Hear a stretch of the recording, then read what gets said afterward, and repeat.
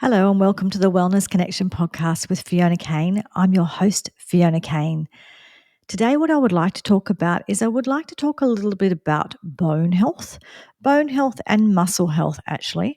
I think they're really important topics in general, but they are particularly important topics for ladies like me of a certain age who may be going through perimenopause or menopause, or they might be postmenopausal. Really, it's important, in particular for ladies, to understand this, although this is actually important for everyone because everyone has muscle and bone are really important. So everyone needs to hear this, but particularly those ladies, we need to understand the importance of maintaining these muscle and bone. So in regards to bone, people often get confused. That I think we don't see bone as a living thing. We see it as just something that's a bunch of calcium that's formed into a bone and it's just there, right? And we don't realize that, no, it actually breaks down and you make new bone and you lose bone and you make new bone. And it's an active living thing. And inside of your bones, actually, you make blood cells, you make immune cells and those kinds of things. So it's quite active inside of your bone. There's a whole factories inside of your bone making other things, and also your body's continually making new bone, breaking it down, making new bone. But there's a few things that you need to know in regards to the making bone. So the first is that you actually do need to do exercise to be able to make new bone. So if you're not doing any weight bearing exercise, if you're not using your body won't even trigger the process of making new bone. So a lot of it actually comes from moving your body. That's how you make the new bone. And it is really important, this process, the whole process happens that you don't just break it down, but you make new stuff. And for a lot of people, they seem to be breaking it down, but not making the new bone.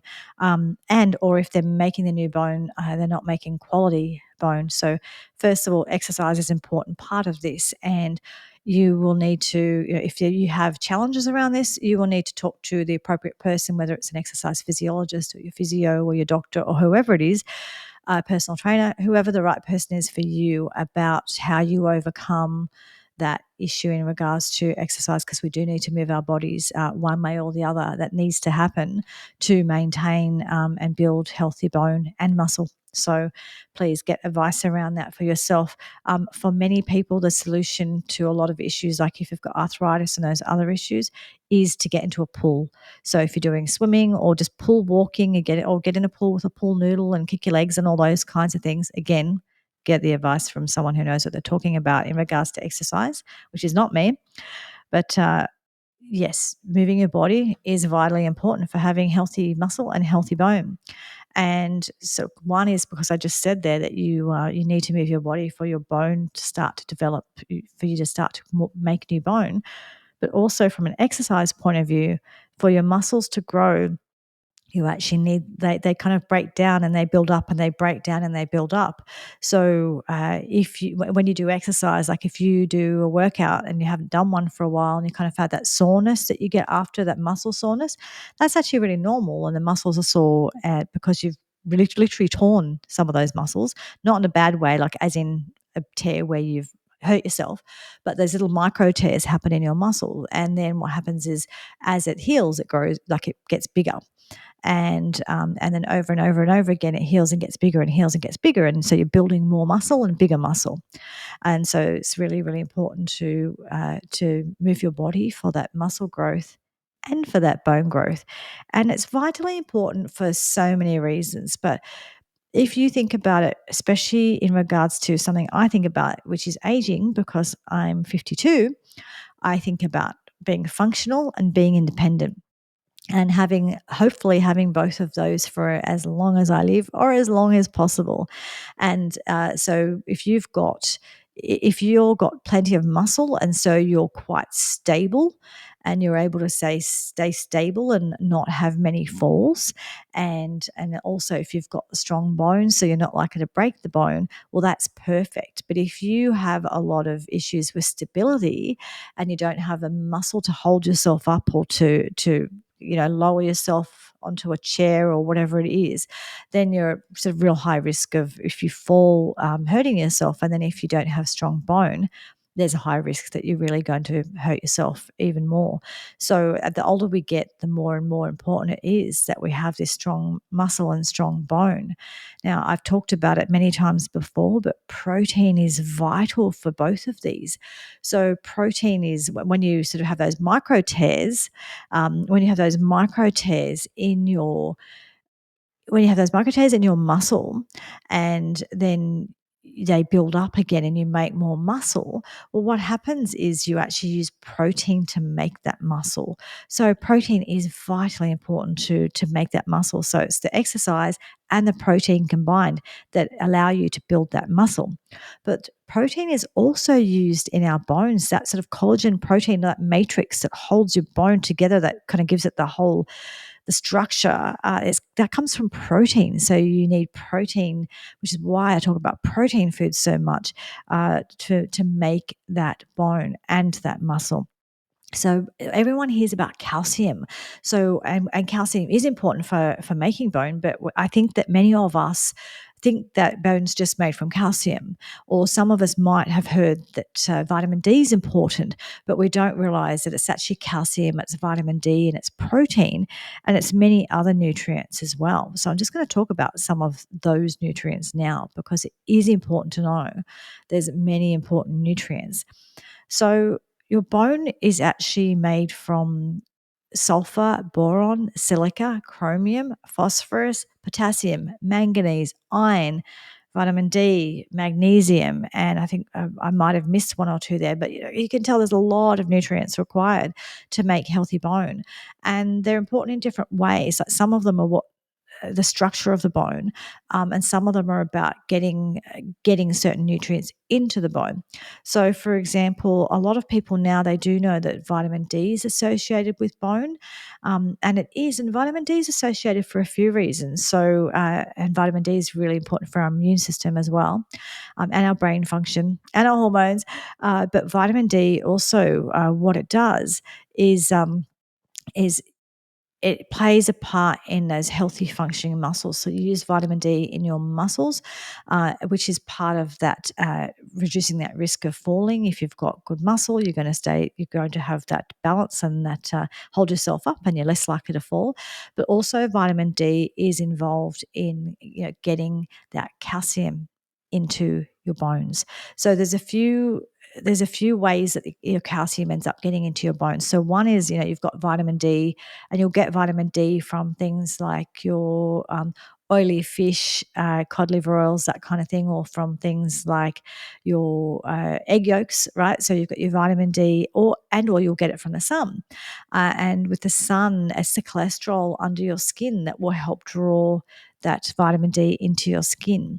And then essentially what happens is you've got those saturated fats and the vitamin D and the calcium and the vitamin K2 that kind of all go into the bone that sort of allow that calcium to get into the bone and that vitamin D to get into the bone. So they all work together essentially.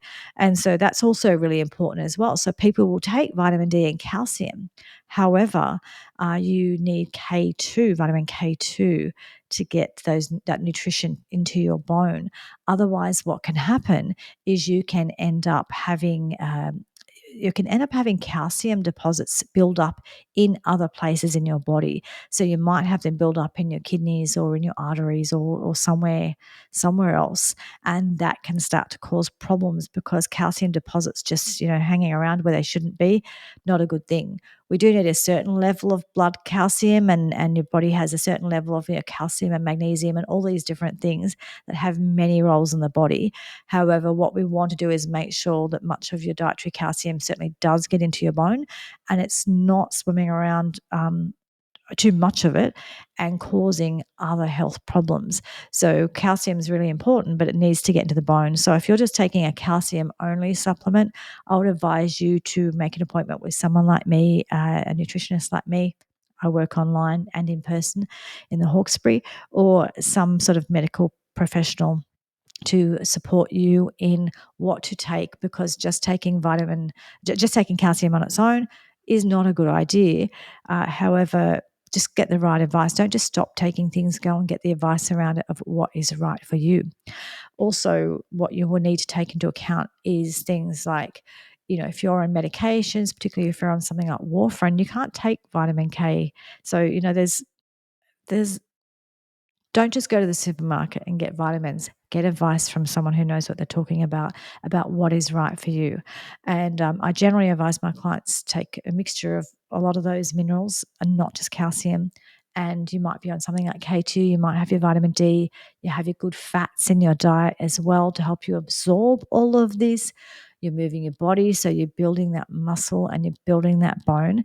There's lots of components to having sort of strong muscle and strong bone. So it is just important to understand there's a balance of all those things. You need to take into account all of that. It's not just as simple as, oh, take calcium, that sorts it out. It's just not as simple as that. Our bodies aren't simple like that. Our bodies, there's a whole bunch of biochemistry going on inside of your body, and your body's using lots of different nutrients to make all of these things happen. So it's just important to understand it's not as simple as go to the supermarket, take calcium. And if that's what you're doing, I would advise you to get further advice around that so that the calcium is going where it should be going, doing what it should be doing, and you're getting the right support around that because calcium can cause problems. And so you might need it, but it can also cause problems. And this is where also, again, going back to the protein thing, I cannot emphasize enough how important protein is. It's also what your neurotransmitters are made from in your brain. So your serotonin, and your melatonin and your dopamine and GABA and all of these different neurotransmitters in your brain, they're made from protein. So it's vitally important. I personally think that animal protein is the best absorbed, the easiest to use. But any protein, just make sure you're having protein. But I would highly advise that you go for those proteins, or at least some of those, even if you're just prepared to have some yogurt or some eggs or something like that. And the other thing, though, too, that and we've talked about, I've talked about this before, but it's worth mentioning again, is that for all of this to happen, not only do you need to have, moving your body, you need to have all of those right nutrients available to you, but you also actually need to absorb those nutrients. So it's not only nutrition is not only about what you eat, but it's also about making sure you absorb those nutrients. And so it's important to address all of the things that might cause a problem with absorbing those nutrients. So it could be that it's the way you eat. And I've talked about it before about being relaxed when we eat, making sure our body is in rest and digest mode and not fight or flight mode when we eat. So that's really important. It's also important to understand that, maybe you're not making all of the right digestive enzymes. So if you're not, you will get a lot of reflux, or you might get a lot of bloating, and or you might have things go straight through you. So there's lots of different symptoms you might get if you're not making enough or the right digestive enzymes.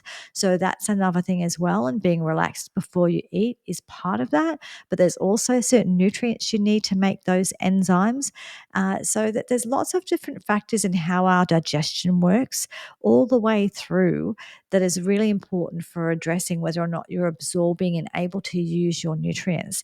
So it's really important when you look at health that you look at it from so that holistic point of view from all different angles.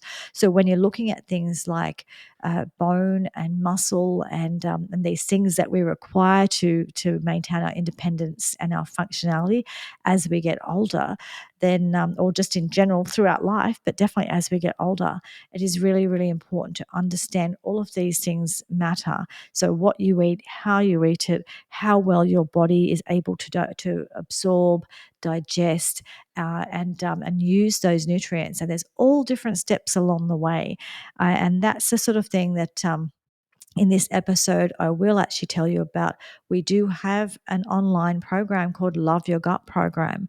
So it is a 6-week online program that we run a few times throughout the year.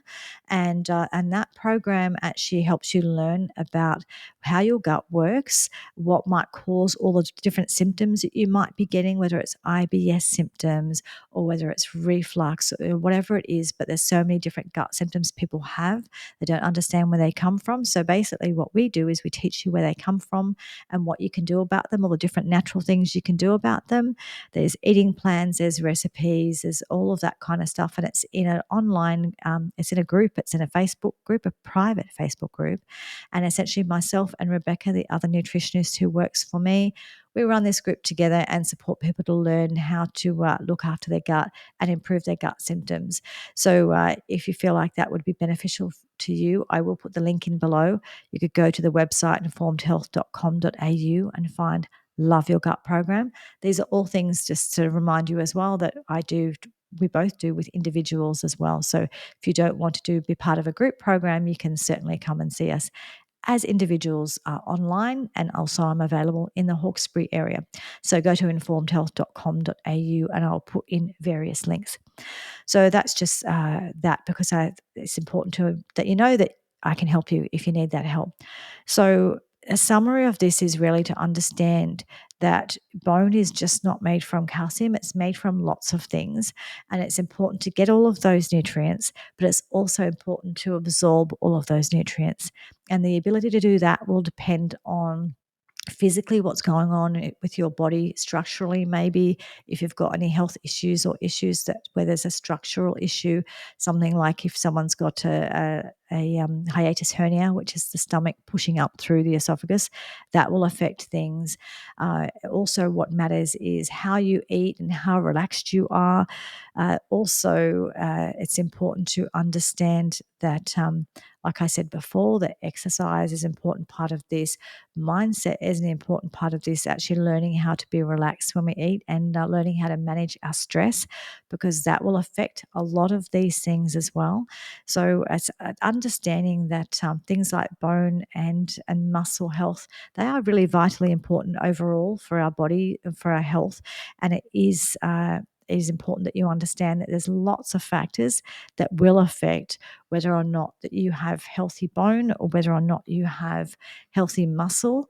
In Australia, I think I was just looking at the statistics, and it actually says here that as osteoporosis, which is that disease that affects our bone and can make our bone really fragile. It's 1.2 million people are estimated to have osteoporosis, 6.3 million with low bone density, and that's just in Australia. And this problem gets worse for women, well, for everyone actually as they age, but women in particular, because we lose certain hormones, it gets worse. So that there's an issue with that as well. And I realize I don't have my usual guys behind me here, which is heart and brain, because I got them down for a separate reason. But I have got irritable bowel here with me. So that's the awkward Yeti. The awkward Yeti has some great bodily parts that you can use that for teaching purposes and just for a bit of fun. But heart and brain, I've been using them today. I'll give you there's brain. And brain has a lot to do with your gut and your digestion as well. And there we've got Heart with his little Batman suit on. They're usually in the background behind me. I hadn't put them back.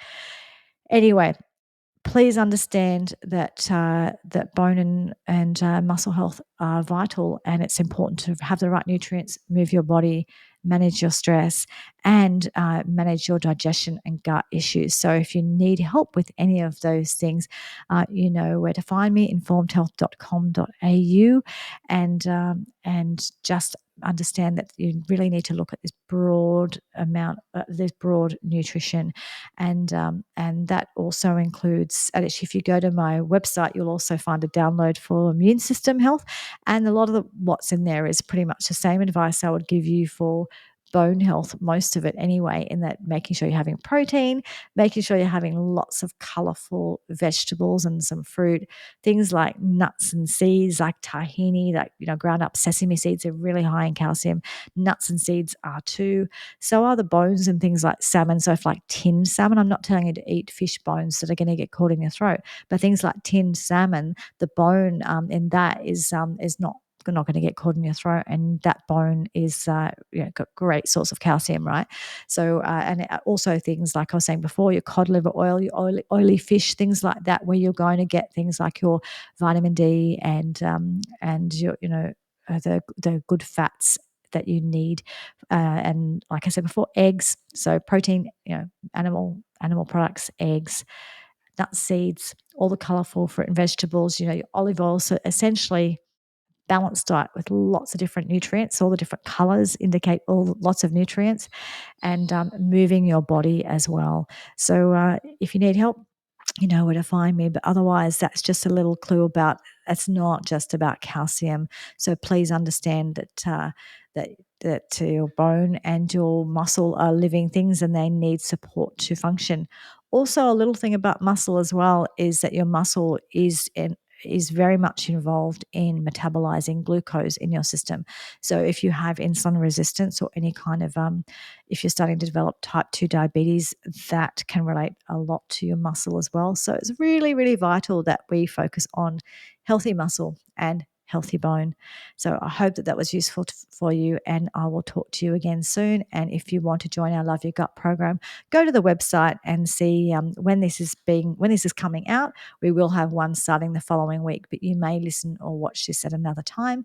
So please just check our website to see when the next program is running, and I'll see you again. So hope you have a great week, and please like, subscribe, share, and all of that, and follow, and I'll see you next week. Thanks. Bye.